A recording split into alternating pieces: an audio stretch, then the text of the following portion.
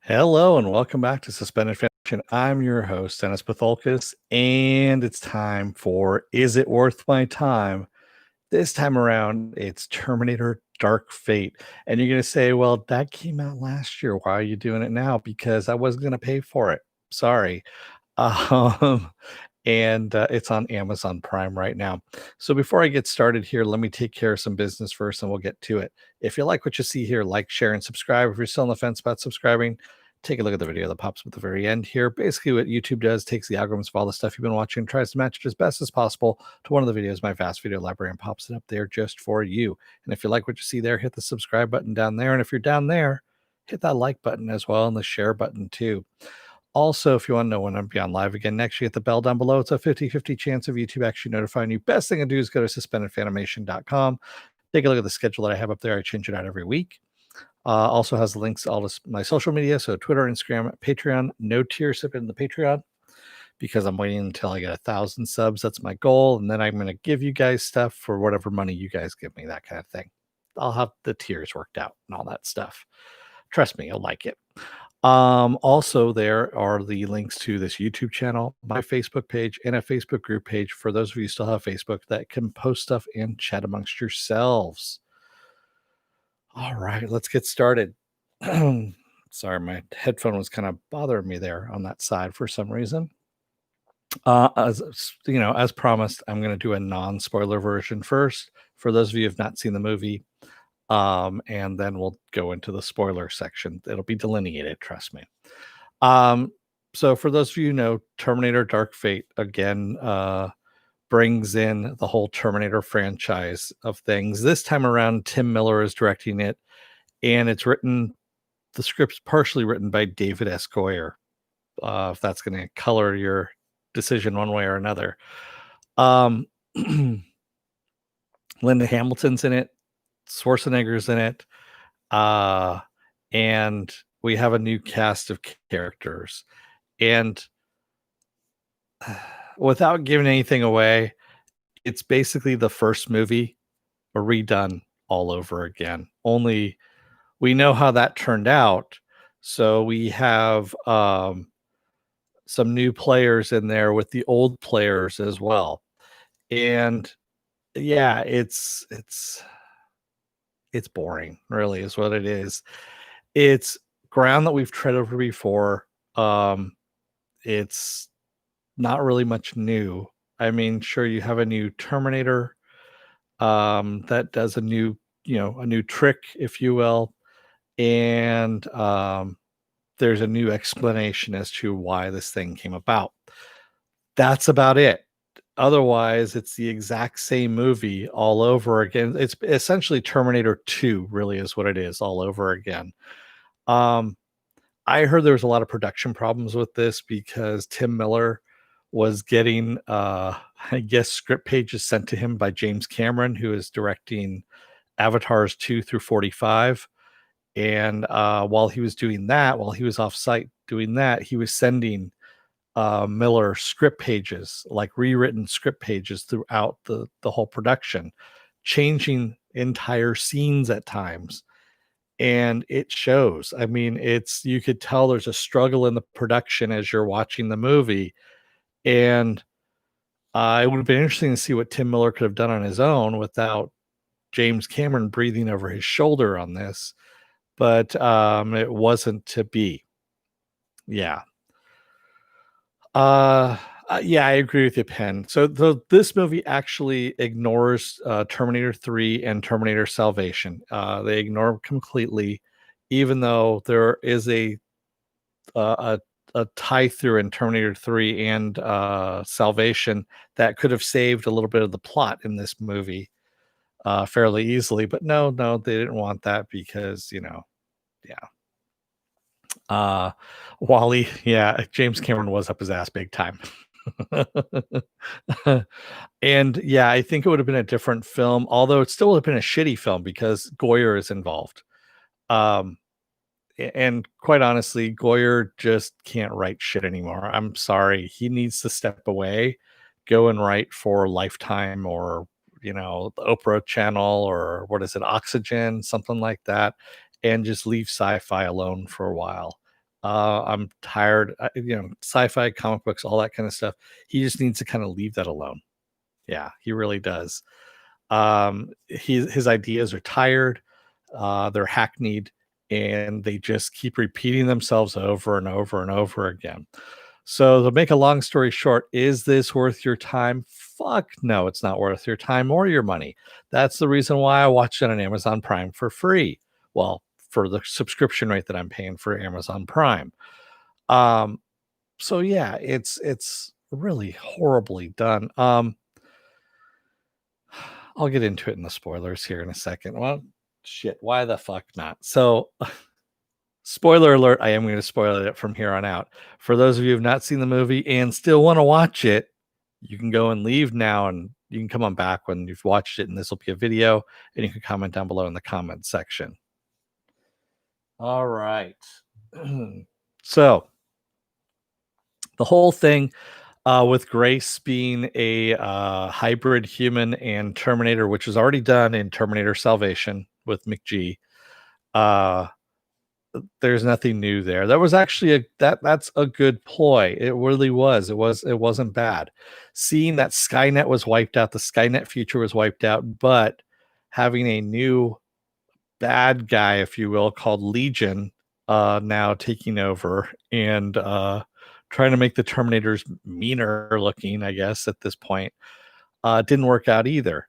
Especially when your Rev 9, who is supposed to be this, badass Terminator that no one can destroy because it can separate out its skeleton from the liquid metal over it, I guess. I don't know. It seemed that it wasn't following its own rules at some certain points in time. At one point, and I couldn't tell. Well, at one point, Grace, the hybrid Terminator, and Carl, the T-800, Schwarzenegger is playing, have the Rev 9. She's got the chain around his mouth, pulling it towards the dynamo in the electric facility. And Carl's got his arm trapped, and they're bringing him towards the dynamo to kind of push his head in. And yet, this Rev 9, which we've already seen split before, it splits, the skin from its skeleton, doesn't do it. It could have easily split its skin from the skeleton, taken care of Carl or Grace, either one, leaving the skeleton to Grace's, and it would have kicked their asses completely. So, plot hole right there. Also, Grace says, "Oh, I need to rip out my power core. You need to rip my power core out. That's the only thing that'll kill the Rev 9. You got to shove it into its, eye or something like that." Whereas the T-800 also has a power source that is a small fucking little nuclear reactor. Actually, it's got two power sources, I should say. And they talked about this in both Terminator 3, Rise of the Machines. Actually, you see it. That's the first time he pulls out the damaged one, throws it out the window, and we see the explosion. And then also in Terminator Salvation, when they are at the Terminator factory, he's got the little. I actually have a lighter someplace around here that is actually the Terminator battery, which I got from for Terminator Salvation. I can't remember where the fuck I got that, but it's someplace buried around here in the room. And I was thinking, well, they never kind of explored that idea of using Carl's battery in order to take it out instead of sacrificing Grace, who's a human, because we already know that Carl has met his purpose. He's already done with his purpose, whereas Grace, being a human, still has purpose and is supposed to be saving Danny. And let's talk about Danny for a second there. Snooze fest, my God. I honestly didn't care whether she lived or died, to tell you the truth. It was I'm sorry, she just didn't have any kind of charisma. She didn't have anything going for her that was making me root for her to stay alive. I hate to say this. And I know she's supposed to be the leader of the rebellion in the future. And, at one point, Sarah Connor is saying, "Well, oh, you're going to birth the next leader for the future," and Grace is like, later on, Grace tells her, "No, no, no, you're the leader of the future. I should have told you that to begin with." And I shook my head. I'm like, "Fucking A, seriously?" So basically, yeah, you go for a couple of days, essentially, letting her think that she needs, that she's going to have a baby that is going to grow up to be the leader of a rebellion when she's actually the leader of the rebellion. You don't tell her this because supposedly she's not the Danny that she knows in the future yet. And then because she gets traumatized and has a shitload of PTSD from all the stuff that's happening, that's when she becomes the Danny that she knows. And then she can finally tell her. And I'm like, that's just fucking shitty writing right there. I mean, really shitty writing. Ah, yeah. And I did kind of like they did a great job, by the way, on using young Linda Hamilton and young Eddie Furlong in the very beginning, where uh, John Connor gets killed by the T-800, and she, it's a great moment. They did it. I mean, they did a good job. At the same time, I'm kind of pissed about it because I'm like, all right, so you did that so you could do this basically Terminator all over again. Uh that the future is still going to happen because it still happens in 2042 is when Legion arises, I guess you could say, and takes over. And I think actually in Terminator it's 2032, so it's 10 years later is all it is that it just delays it by 10 years. So yeah, I mean, boring. It's not worth your time. It really isn't. What would have been a lot better, there was actually a comic book out there done by Dark Horse, and I forget who wrote it. Um, oh, I do know who wrote it. Actually, Josh Whedon's brother, Jed. So Jed Whedon actually wrote the comic that takes place in, I want to say it's like uh, 20, 30 years after Terminator, the original Terminator, Linda Hamilton, Sarah Connor is it takes place during like Terminator 3 Rise of the Machines kind of thing. And we find out that Kyle Reese is not dead.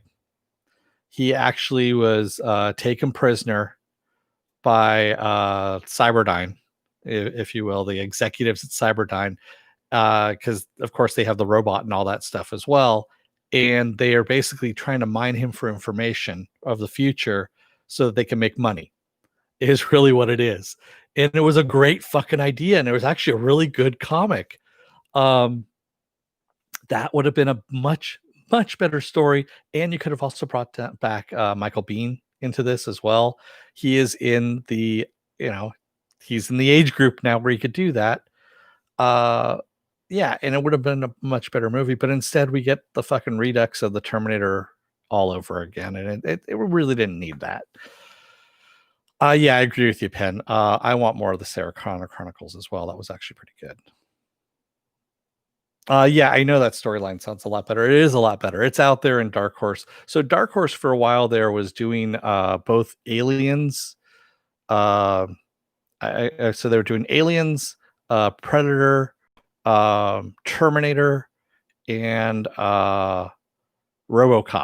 Those are the properties that they had storylines to, and they were actually really fucking good storylines.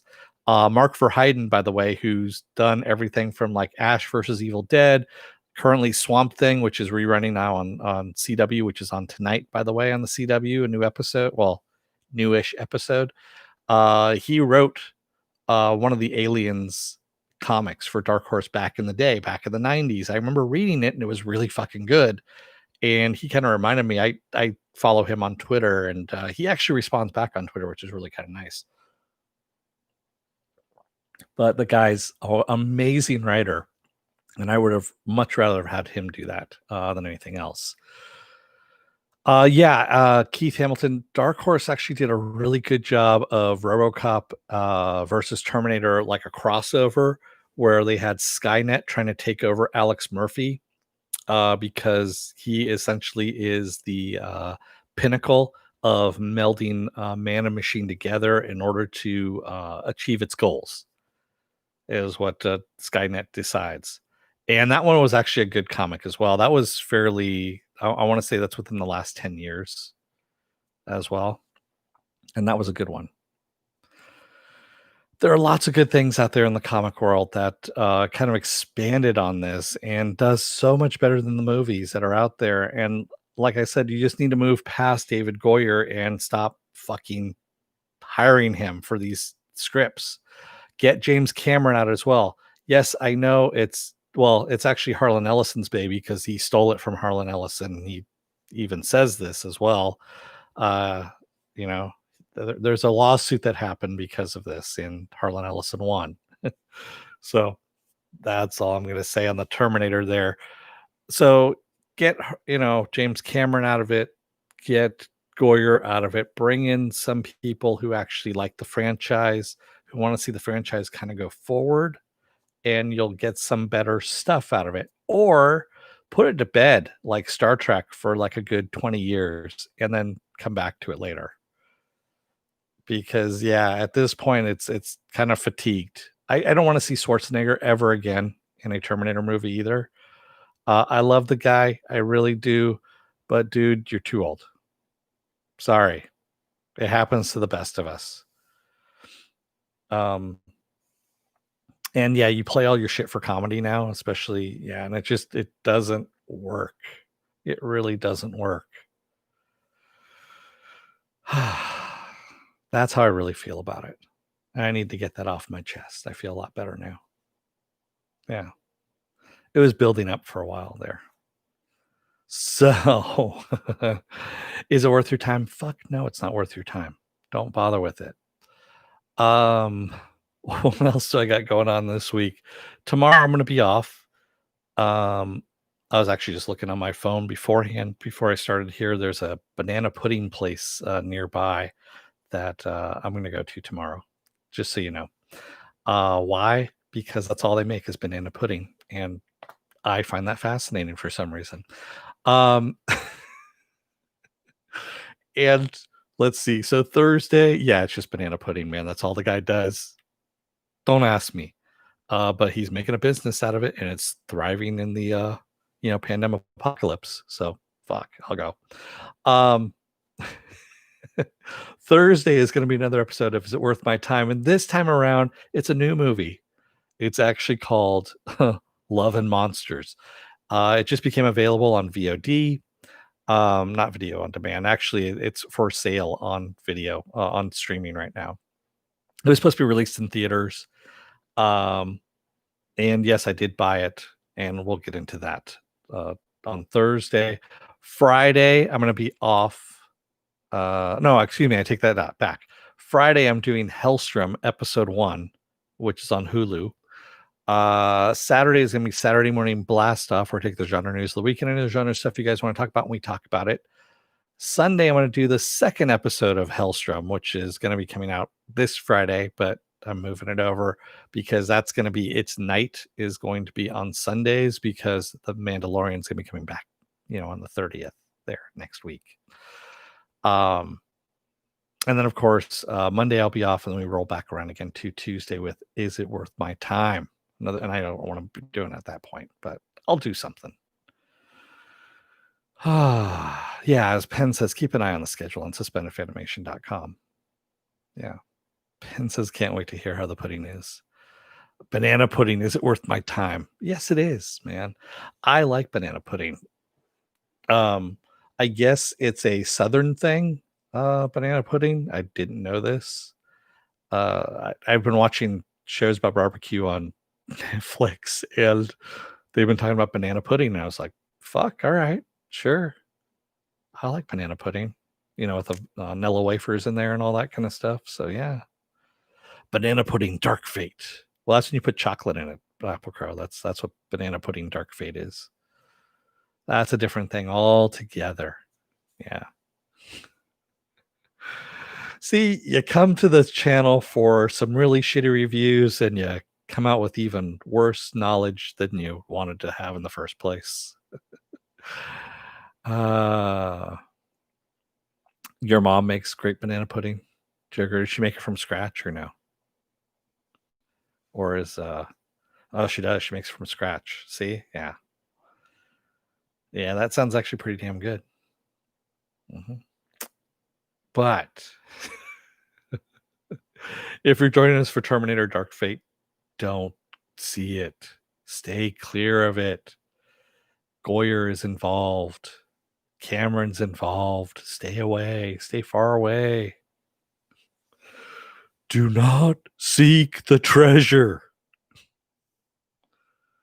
And if you know where that's from, good for you. Thanks everybody. I'm gonna let you guys go for the night. Thank you to everybody who joined me tonight in the chat, and thank you for made it this far in the video. Until Thursday, I'm gonna let you guys go. Remember, if you like what you see here, hit like, share, and subscribe. If you're still on the fence about subscribing, take a look at the video that pops up here. And if you like what you see there, hit that subscribe button down below there. Also, if you want to know when I'm be on live again next, hit the bell down below. It's a 50-50 chance of YouTube actually notifying you. Best thing to do is go to suspendedfanimation.com. Take a look at the schedule that's up there. And also all the links to my social media are up there as well. And the links to all my different pages that I have. With that said, Jesus, pudding packages, Joker. Come on. See, that's not homemade. I can do pudding packages. This thing, the guy that does this in La Mesa does this from scratch. So, yeah. Yeah, he does it from scratch, dude, which is amazing. So, with that said, and the debate about banana pudding rages on. I'm going to let you guys go for the night. Thank you, everybody. I will see you again on Thursday. Until then, don't let the door hit your ass on the way out. Otherwise, David S. Goyer will be writing the really shitty movie that you want to do. He'll be writing the script for it because honestly, people just keep going to him and giving him money. I don't know why. They really need to stop. Thank you, everybody. Have a good night. Take care. Be well and stay safe out there. And I will see you on Thursday. Good night.